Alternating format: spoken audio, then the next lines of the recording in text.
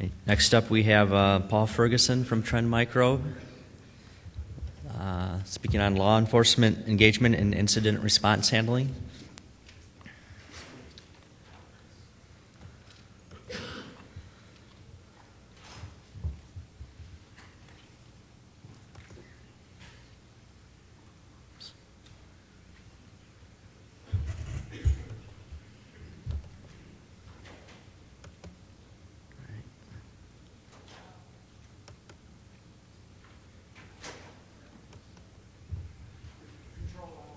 Control L.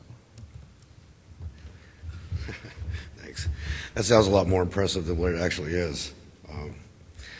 Anyway, I'm Paul Ferguson. I work for Trend Micro, and I wear a couple of different hats, but one of them is a lot of outreach to law enforcement and non-government organizations, as well as the ISP community. But before I start into this, let me preface this with a couple of items here, just so let you know what this is not. So this is not really geared towards what I would consider to be strictly the ISPs that are just bit shippers, that just pick up the bits on one side and spit them out of the other. However, they're orthogonally related because some of these issues will probably overlap into their area of responsibility.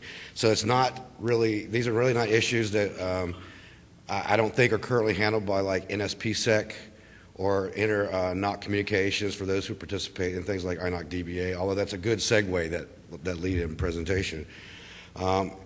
This is actually a subset of some slides that I'm working on to put together for the next anti-phishing working group counter e-crime summit in Tokyo in late May.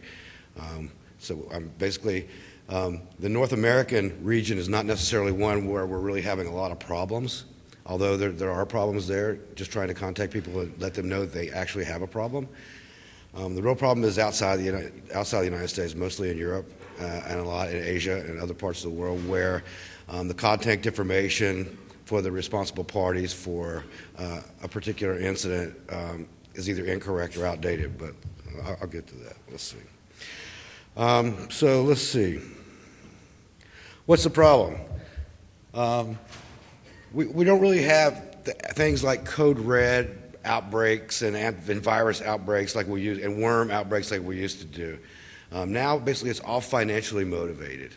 And it basically, the predominant threats that ISPs may consider is against their infrastructure, and rightly so, because that's where most of all your money is going. But for the most part, a lot of these type of criminals aren't going after the infrastructure with denial of service attacks. They'd like to keep the infrastructure in place because any disruption in the connectivity, puts an air gap between them and their victims and their ability to gain money. So the only time that we're really seeing DDoS, and people from Arbor, Danny, and someone else can back this up, most of the time is when somebody pisses these guys off, or it's an international a hacktivist type of incident, or somebody in a security company is taking money out of their pocket and they just DDoS them off the face of the earth. So most of the time, these guys are basically just for financially profit motive, and the sophistication and the level and just the sheer volume of the website and web server compromises that we're seeing these days is enough to boggle the mind. And in fact, just here recently, we had a very large one in the UK that was geared. And these aren't just necessarily just Windows user issues. A lot of these are now going to a Mac and Mac OS X, and on the server side, a lot of the Linux hosting platforms are getting compromised, and these hosting facilities, and injecting individual HTML injection with malicious JavaScript and iframe redirects to third-party hosts located elsewhere that actually contain these exploit engines. So what we're seeing is literally thousands, and sometimes even hundreds of thousands of websites, web pages that are leading to even, an order of magnitude of larger number of compromised users and basically unwitting botnet zombies. And basically botnets, contrary to popular belief, aren't just used for DDoSes. They're also rented out in other criminal endeavors. They're used for spamming. They're used for financial fraud and things of that nature, click fraud. This is the subtitle of this presentation could be more or less like lessons learned. These are some of the issues that we're seeing in the security community that we're trying to overcome. And it leaves basically for those of us to try to go and notify the victims, because notifying the user is coming at the problem from a completely different angle, which is already happening too, by its own inertia. But we also have, how do we contact these hosting providers? How do we contact the owners of the IP address spaces, the domains, and regional contacts? And there are frameworks in place to address that. But I sent an email out to the list last night. I don't know how many people saw it. It was basically prefacing a couple of things that I was going to put in here, but I'd already submitted my slides and I didn't get a chance to do so. There was a couple of really good studies that came out that reinforced some of the things that we're seeing. One of them is the fact that we're seeing a large rise in malicious, rogue, or misconfigured DNS resolvers. Some of them are sitting on infected botnet hosts on residential DSL machines that have been compromised. They're opening as open resolvers. They'll resolve anything. And from their sample set of hosts that they investigated, they were either incorrect or surely malicious. They found of their sample set of several 100,000, they found 2.4% of all the DNS resolvers were either misconfigured or malicious. And if you could extrapolate that to all the DNS resolvers on the internet, that's something in the neighborhood of like 300,000 open DNS resolvers. So, and the other study was Google analyzing billions of URLs and found 3 million unique URLs on 180,000 websites that were malicious or led to malicious content. So what we have here is the threat vector now is moving into the web. We used to be able to tell people that when there was a vulnerability that came out in an operating system or in a browser or in a third-party application and there wasn't a patch for it yet. The standard advice used to be, well, make sure you patch, run antivirus, yada, yada, yada, and don't surf to the bad side of the internet. Well, I mean, that kind of advice doesn't really hold water anymore because even trusted websites now are falling victim, because what we see is we have, even here in California, we've had several incidents of local county governments who don't have an IT staff and no budget for one, who outsource the maintenance of their public-facing web pages to a third party. And some consultant will come in, put up a website for them, and collect their money and go on their way. And if there's ever a vulnerability that's found in, say, like Apache or cPanel or IIS or whatever, there's nobody ever around to come back and patch it. And basically, you've got hordes of bad guys out there that are scanning vast numbers of IP blocks all the time, just looking for the specific thing. And that's how they get their foothold in. And somebody, in say, Santa Clara County, going to look on the bus schedule, the VTA, on a website, and they haven't been doing due diligence to make sure that every patch and every application had been patched, finds himself unwittingly now putting their confidential information into the hands of some criminal on the other side of the planet. That's kind of the scope of the problem, and I'm not really overstating it. So primarily as a security company, our first goal is to integrate the threat notifications into our products. That's our first goal. The second one, of course, well, before I get to that, which means that we have a large staff of quote-unquote researchers who are doing nothing but deploying honeypots, sandboxes, reverse engineering malware, malicious JavaScript, doing AV signatures.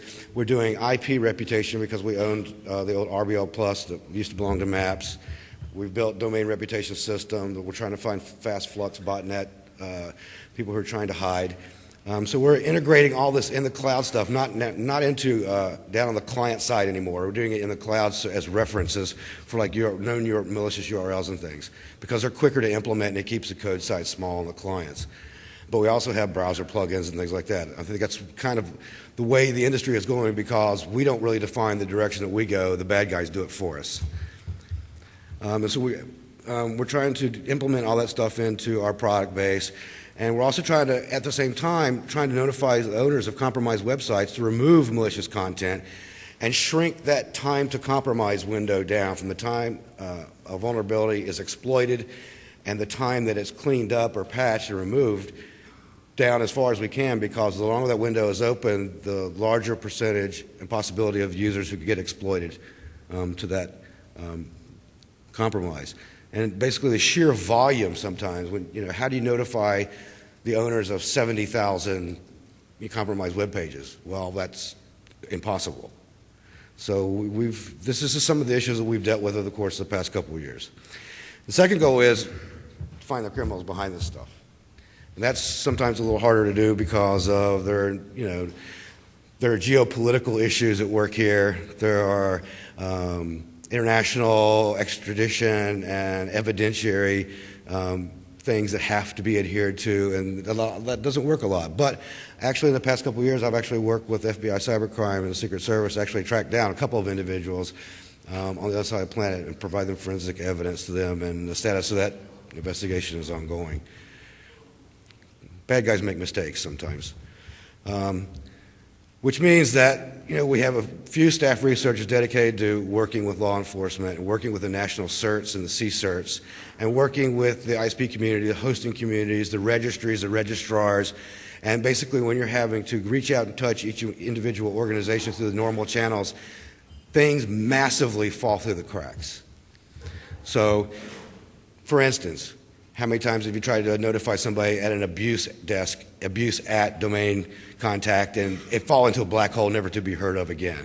Well, these are the type of issues that we're talking about, which basically falls into a black hole. Or on the other side, when it actually works, they've got an automated response system where they automatically generate a ticket number and a phone number so that you can call and check on the status of a ticket. Those are the very few and far between good times.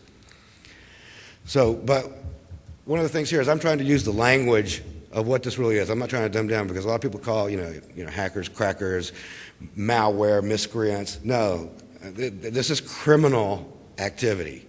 We're seeing vast amounts of stolen credit card information being moved daily in underground IRC forums, very high sophisticated and organized money mule activity, moving money from accounts to accounts across international borders, using everything from MoneyGram to Western Union to Xboxes. So in the future we need to stop dumbing down the language when we're talking about this stuff because it's crime. So some of the activity we're seeing now is actually organized crime. And I don't remember who it was, but somebody in the IETF or maybe I forget who it was that said that the measure of success of the internet is when things that happen out here in the real world move into the digital world. Basically, you can declare success. The same holds true for crime. The same scams that have held true since the beginning of human history have now moved into the digital world. So, make no mistake, the criminals follow the money. It's all financial enterprise now, and we can expect much more of the same in the near future. I was a little irritated with the IETF and the Internet Architecture Board for having a workshop and dumbing down the language of what they call unwanted traffic on the internet. I understand what it is, what they were trying to get at, but a lot of this unwanted traffic is primarily backscatter from criminal activity, whether it's spam, backscatter spam, malicious DNS probing, in-map scanning of IP address blocks, brute force attacks, whatever. But generally, the thing is, most of this crime is happening not through very resource-intensive methods of like in-map scanning and brute force attacks and brute force SSH stuff. That's too difficult. There's enough low-hanging fruit out there to make this a multi-million-dollar a year enterprise for these criminals. It's getting much more clever, much more convoluted, and it's, a lot of these guys are basically operating in the open without any fear of being prosecuted or tracked down whatsoever. So it's a little altruistic on my part, but sometimes it just really kind of gets under my skin how these guys manage to just use the same registration systems, the same technology, the same infrastructure, the same processes and policies that people who do it, for fun, games, or business in a legitimate sense can also game these same systems for criminal purposes. So the goal and the desired results of this is kind of a lesson learned, is like try to engage the community for some better two-way communications for all the stakeholders involved. That includes law enforcement, which in the United States is FBI, Cybercrime Division, Secret Service, Department of Treasury, because especially this time of year we're seeing lots of IRS phishing and scams and that nature. Like, hey, hello, you've got an IRS refund. Please click here. Department of Homeland Security. And also in Europe, for instance, Scotland Yard, the London Met, and other similar law enforcement organizations around the world. And again, I say, the United States pretty much we've been pretty successful in using private contacts and private communications and leveraging those relationships to working out process of knowing who to reach out and touch about a specific incident. So the United States and the North American marketplace, pretty much, as far as cybercrime is concerned, it's coming along fairly well. But we also need to burn this candle from the top down, too. We need to engage non-governmental organizations, which are basically CERTs, regional CERTs, the registries and the registrars. I forget at last count, there were like 700 or 800 registrars globally now that were ICANN accredited. I forget exactly, but the regional internet registries themselves, network operations forums to include like Apricot, RIPE, NANOG, the financial institutions, because I'm not talking about Visa or MasterCard here because they're basically just the network providers for the banks and the merchants. Those are the two entities right there, the banks and the merchants, who are basically underwriting the liability on the fraud losses. And if anybody hasn't been keeping up with the news, one of the reasons right now why there hasn't been a real backlash against this type of behavior is because if you notice a fraudulent charge in your credit card for a couple $100, what do? You go to your bank and say, hey, there's a fraudulent charge on my credit card for a couple $100. They launch an investigation. A few weeks later, you get it credited back to your account. No problem. You get a new card. You're back in business. So therefore, you're not incentivized really to change your behavior.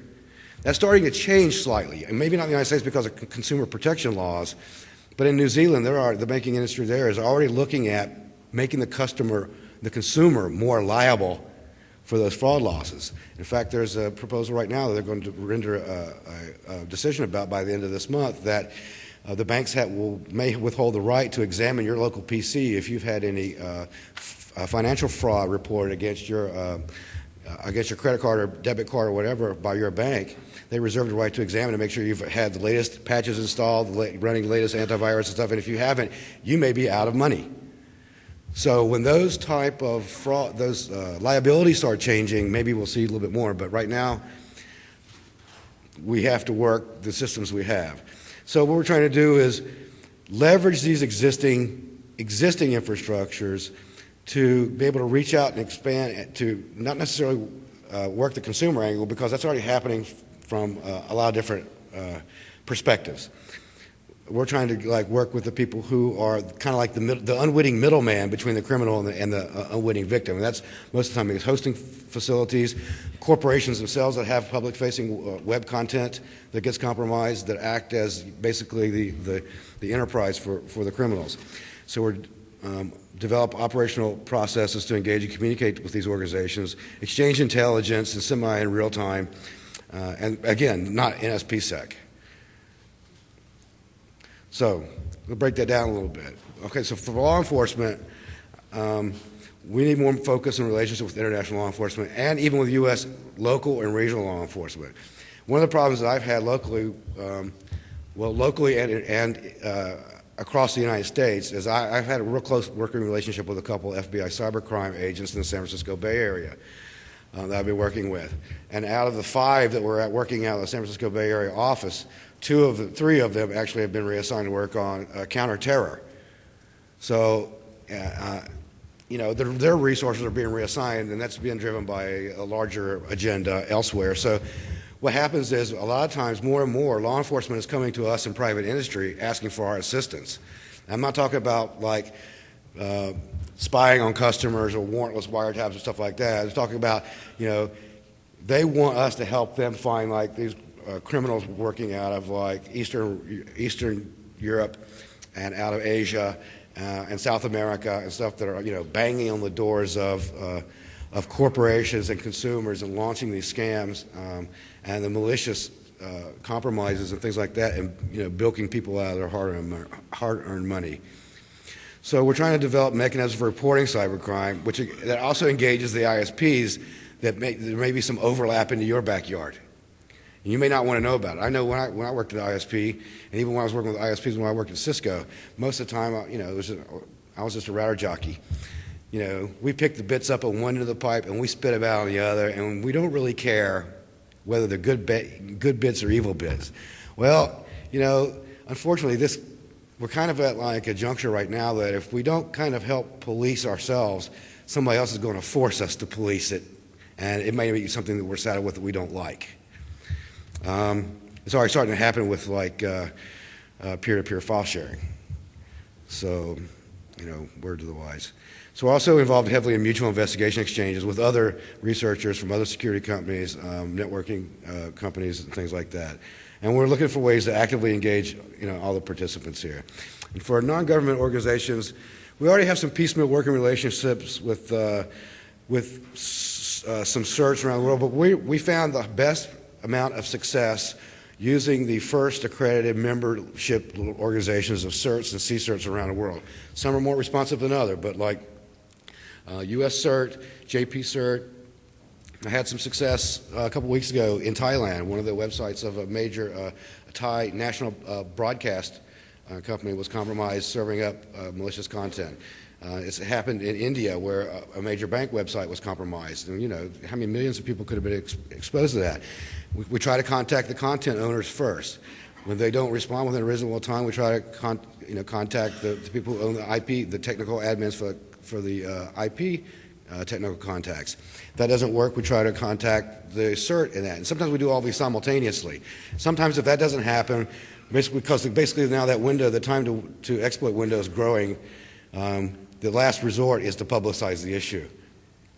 And that usually, nobody actually ever really wins when that happens because somebody ends up looking bad in the public eye instead of like doing the right thing, trying to protect the consumers. So we're also trying to actively engage anybody that does financial transactions, e-commerce, banks, eBay, PayPal, Visa. So the first.org contact list works. Use it. We've had an enormous success working with First and their members. ISP and operations engagement, which is kind of like one of the reasons why I'm here to engage this community. I mean, it's not an easy path because security is very hard because security to people depends on who you're talking to and about what topic. And for ISPs, every ISP is a one-off. Every ISP likes to do things their way.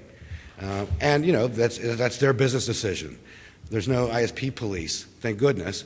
But I mean, there's a couple best current practice. Actually, they're not best current practices, I don't think. But there are a couple of RFCs here that should be noted. That's mailbox names for common service roles and functions, and this is where the abuse at or help desk at mailboxes come in handy, or admin at, or webmaster at. Because sometimes there's a web page, they'll have contact information embedded on the web page, please contact webmaster at, and 10 seconds later you get a bounce email. And recommended internet service provider security services and procedures, RC 3013. And unfortunately, not all service providers follow or are even aware of some of these guidelines. So we're also trying to develop a relationship with corporate abuse and fraud contacts too. It's an ongoing effort, lots of challenges. Need to develop a process to immediately interact with these organizations, and we're working on it. The biggest challenge is internal process. It's not just process but discipline. It's like doing the same thing every time, but it's very hard because what we found is that we used to be able to rely on who is information for technical contacts, but there's two different issues here. We found the domain portion of the who is registry is completely unreliable for the most part. It might be correct for people who are good actors, but it may be completely incorrect for those who are bad actors. There's no check mechanism there to keep bad actors from abusing that. The only real good information there is the name server information. You can track that historically as a passive DNS or passive aggressive DNS type of back-end automated system. But trying to find technical contacts for who owns those domains, forget about it. What we found with the RIR side, the IP allocation side of the WHOIS database, is generally pretty accurate because basically what we're dealing with here is allocation information. And at least within errand policies, if you sub-allocate, you're required to SWIP it. Well, I don't know if requires the right word, right? You're encouraged to. I think most of the RIPE allocations or sub-allocations are encouraged to do the same thing. So generally, the technical contacts for the IP address space are pretty good, but they might not be the same people who administer those web pages, that content. So usually we end up having to work this escalation path through the various ways of trying to find people responsible for the content. And I think NANOG is in a very uniquely positioned in a very unique position to influence behavior here. Because, I mean, there's been several discussions on the NANOG mailing list about like having like quote-unquote NANOG best current practices. And there were some people in favor of those type of things and some people that are not quite in favor of it. And maybe that's something that maybe we'll pick discussion back up on again if that's within the framework of NANOG. That's for you to decide. I know that RIPE does it. RIPE has working groups actually for routing and security and things of that nature. It may not be a right fit for NANOG, but I mean at least it would be something to consider. Because I mean if we don't find some kind of way to process and communicate with the stakeholders in this, then, we're already behind the bad guys as it is. There's more of them. There's more money in it for them. And we're just basically trying to dog paddle and stay afloat basically to mitigate the threats on an ongoing basis. So summary, I mean, we're kind of like on the right path, but there's been lots of course corrections.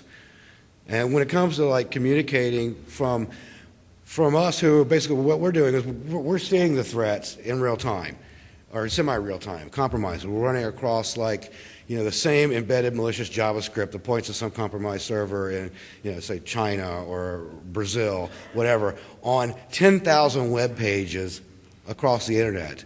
What we're trying to do is trying to figure out some way to notify the appropriate people to help get that cleaned up, because there are some that are out there. You can go out there right now and look on any.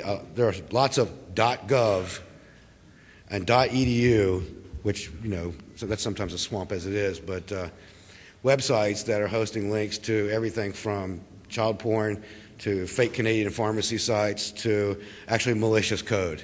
And it's a cesspool. And the problem, I think, is a lot larger than most folks in this room give credence to. So there's a larger effort that needs to be taken here, and NANOG community needs to act as one voice. And I'd like to be able to engage the NANOG community from time to time. But what I really would like to do is solicit some comments if you think this is a worthwhile endeavor for members of the NANOG community to engage in. Or would you rather punt on the issue and let the people who are the victims and the web hosting providers themselves, who actually come to NANOG too on occasion, deal with it as it may be. So, I mean, at that, I'd like to kind of solicit any comments at the microphone. I mean, as a comment today, right before I came up to the microphone, we had some reports of some political website instability today, and it's a big primary day in Wisconsin. So, Cotto certified. The term bulletproof hosting is a red flag. I wasn't going to mention any names or point out any specific thing. I was trying to be as non-controversial as possible here, but I'm happy that's for someone else to bring it up. You said that the problem is largely outside US, but I can name at the moment about 5 ASs in the US that I consider totally black for me in my scale. And I'm really wondering why they are allowed to be operated in this country. This is a topic that's come up on several occasions with people that are actually in this room that work at ISPs that's happened over the course of the past at least a year. That we've engaged, I'm not saying we, me, myself, and I, and Trim, but also been part of these discussions on specific ASs and very specific prefixes that are known bad actors.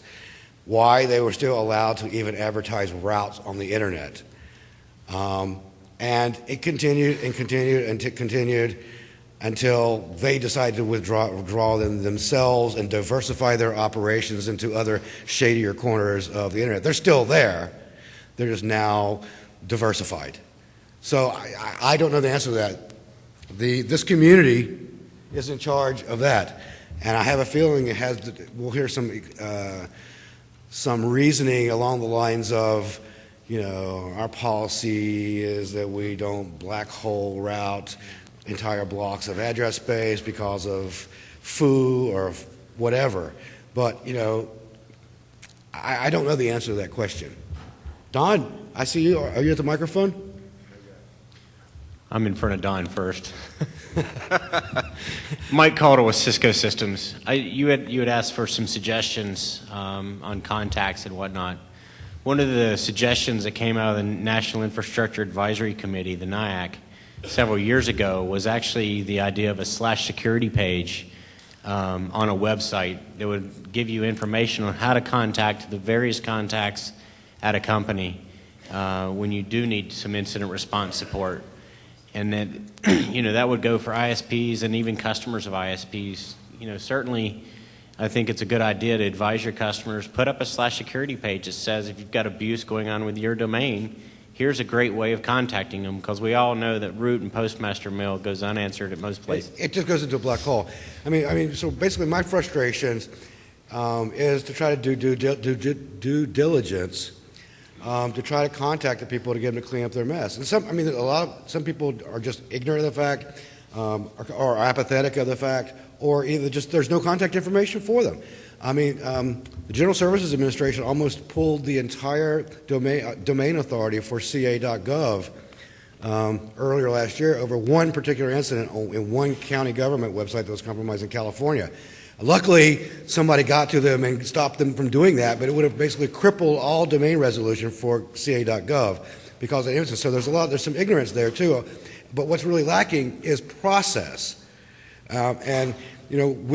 Myself and several other people in the security community tried for several times to contact them. We sent email to the people there, and the kind of funny thing about it is the person who was responsible for it thought it was a phishing email. We tried to explain to them they had a security problem. They said if they thought it was a phish, and they deleted it. So we picked up the telephone and called them too. They feigned ignorance. Question? Yes, I just wanted to make a quick point. In the beginning of the talk, you mentioned port scanning being a bad activity, and anything that is bad activity should be called criminal. Wanted to make a point that port scanning isn't actually criminal, and contrast this with copyright infringement, which is by definition criminal. How come we are really so concerned about port scanning so much and not copyright infringement, which is a organized crime? Not that I agree with this, but I want to make a point that criminality of things does not necessarily imply that causality of things. Well, not to pick at nits, but not necessarily the act of port scanning. Everybody should know the internet is a very noisy place, and they should know the best current practices to protect them from that noise. But it's not necessarily just active port scanning, but it's just like vulnerability scanning, and then exploiting those vulnerabilities. That could be considered a criminal act depending on the law of that particular jurisdiction. We have had convictions in Finland of people port scanning a bank. Attempted malicious use move of on. these Next systems. We're running out of time here, so. Okay, so only questions from the people at the microphones now. Is that okay? No. All right, 13 minutes. I'd be happy to talk to anybody later in the hallway. Thank you.